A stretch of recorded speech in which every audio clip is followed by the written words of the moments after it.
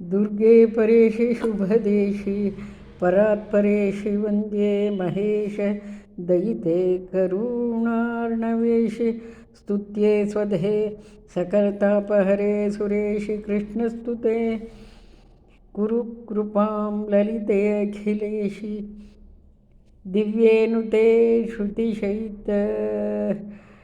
श्रुतिशयितर्विमले भवेशि कन्दर्पदारा शतसुन्दरी माधवेशि मेधे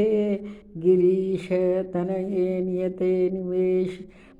नियते शिवेशि कृष्णस्तुते कुरु कृपां ललिते अखिलेशि रासेश्वरी प्रणततापहरे कुलेशि धर्मप्रिये भयहरे वरदाग्रगेशि वाग्देवते विधिनुते कमलासनेति कृष्णस्तुते कुरु कृपां ललिते अखिलेशि पूज्ये महावृषभवाहिनी मंगलेशि पद्मे दिगंबरी महेश्वरी काननेशि रम्ये धरे सकलदेवनुते गयेशि कृष्णस्तुते कुरु कृपां ललिते अखिलेशि श्रद्धे सुरासुरनुते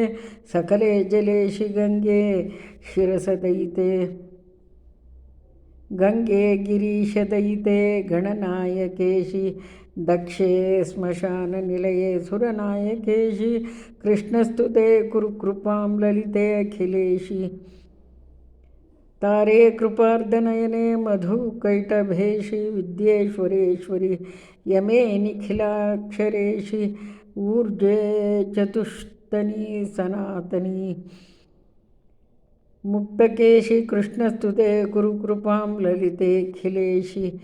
मोक्षे स्थिरे त्रिपुरसुन्दरी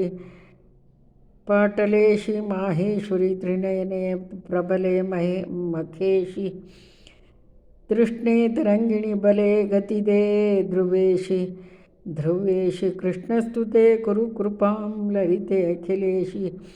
विश्वंबरे सकलदे विदिशे जयेशि विंध्यस्थिते शशिमुख क्षणदे दयेशि मातः सरोजनयने रसिके स्मरेशि कृष्णस्तुते कुरु कृपां ललिते अखिलेशि दुर्गाष्टकं पठति यः प्रेतः प्रभाते सर्वार्थदं हरिहरादिनुतां वरेण्यां दुर्गां सुपूज्य महितां विविधोपचारैः प्राप्नोति वाञ्छितफलं न चिरान्मनुष्यः इति श्रीमत्परमहंस परिव्राजकाचार्य श्रीमदुत्तराम्नाय ज्योतिष्पीठाधीश्वर जगद्गुरु शंकराचार्य स्वामी श्री शांतानंद सरस्वती शिष्य स्वामी श्री मदनानंद सरस्वती विरचितं श्री दुर्गाष्टकं संपूर्णं सन्मंगलानि भवन्तु।